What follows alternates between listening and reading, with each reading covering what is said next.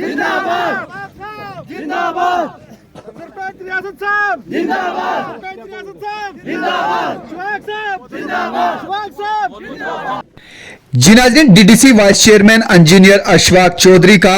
मेंढर की टोपा पंचायत और पठानातिर पंचायत का खसूसी दौरे के दौरान उन्होंने लोगों के मसाइल सुने और लोगों को बताया कि उन्होंने डीडीसी व वाइस चेयरमैन बनने के बाद इलाके में क्या क्या काम किए हैं। पठानातिर गांव में खसूसी दौरे के दौरान उन्होंने आवाम से खिताब करते हुए कहा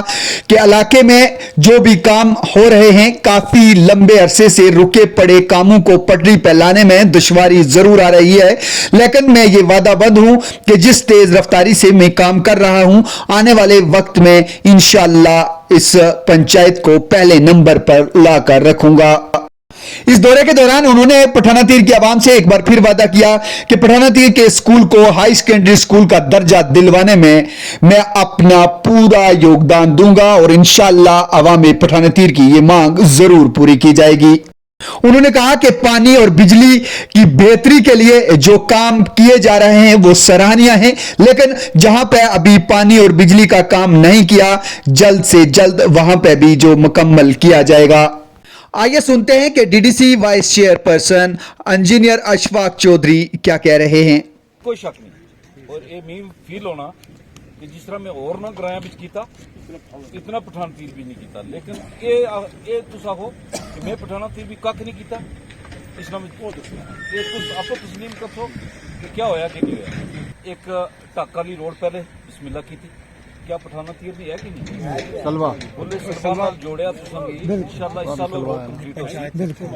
सलवा सलवा मजलिस तो 3 किलोमीटर रोड बनाई, पठानतीर नहीं बनी ना, पंचायत पठानतीर है, ग्राम पठानतीर है। नहीं ये बिल्कुल है जी, है पंचायत पठानतीर है, ग्राम सलवा नाल जोड़ो तो थोड़ी मर्जी। चलो ठीक है जी। और क्या पठानतीर ने लोगों को इसमें फायदा है कि नहीं फायदा? बिल्कुल फायदा। कि 2 सड़कें थोड़ी, एक अज मंजा केरनी रोड स्टार्ट करनी, ये जय साहब आए ने जनाब, तो जय साहब साइड दसो मंजा केरनी परवेज साहब जी पिछली मीटिंग भी दसिया सा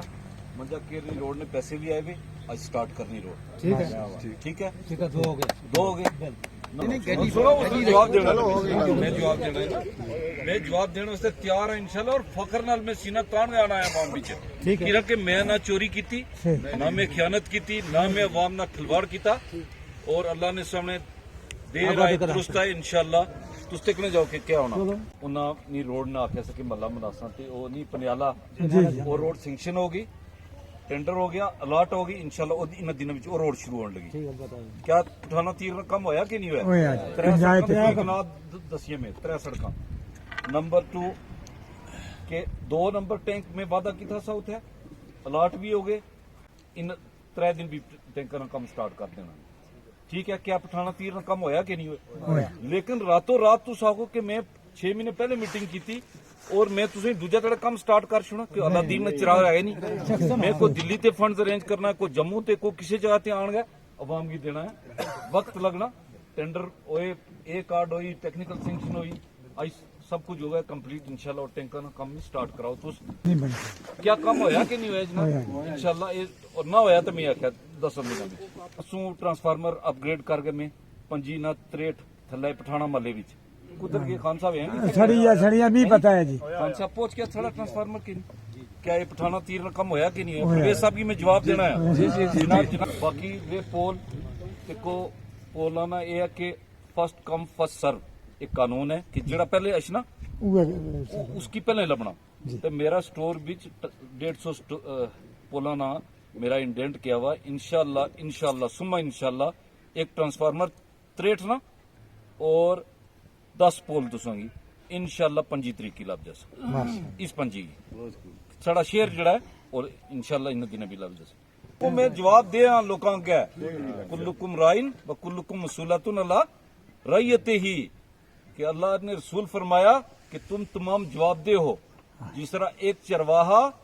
अपनी बकरियां ना साफ देना ना मालिक की शामिल है कि तू कितनियां खड़ियां सन तो कितनियां मोड़ी बाड़ियां,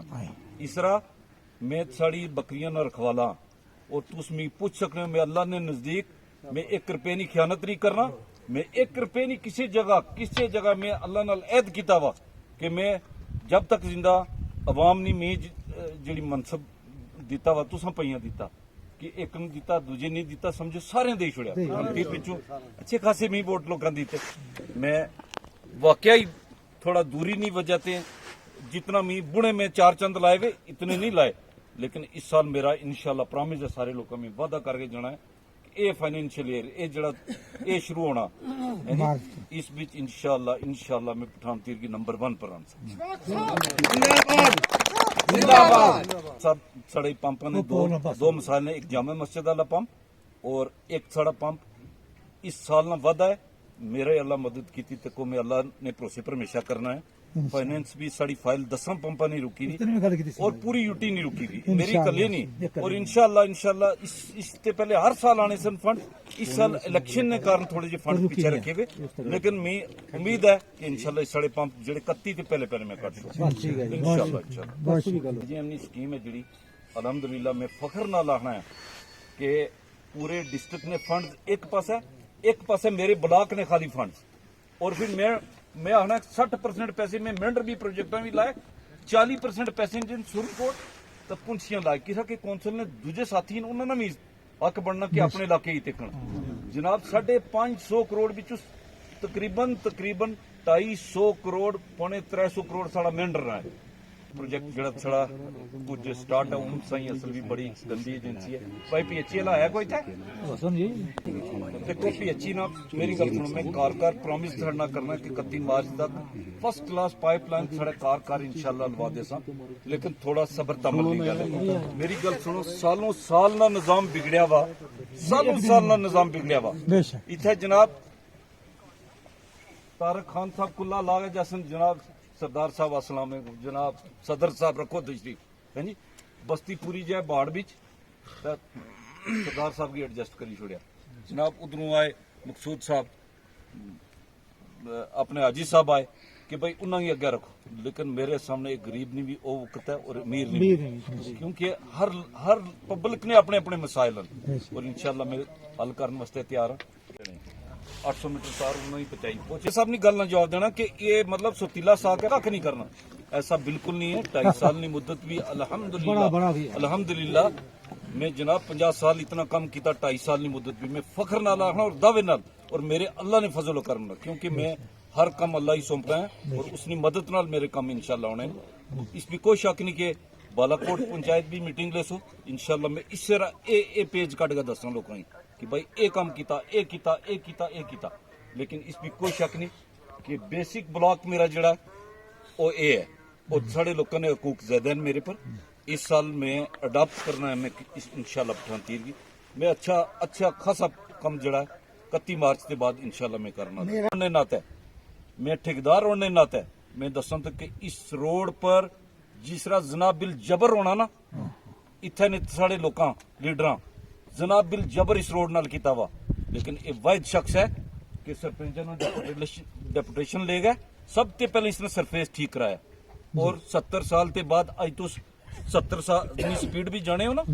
ये तुसा नहीं और सारे लोगों ने जनरल काज था और मेरे पहले एजिटेशन भी मैं धरना मारिया चीफ ऑफिस कि भाई दंगे पुलियां बंद करो कि क्यामत तोड़ी दंगे पुलियां ने पैसे 100 वारी कटा गए लोग खा गए लेकिन लुक भाई इंशाल्लाह इसना फायदा तुम नहीं लभना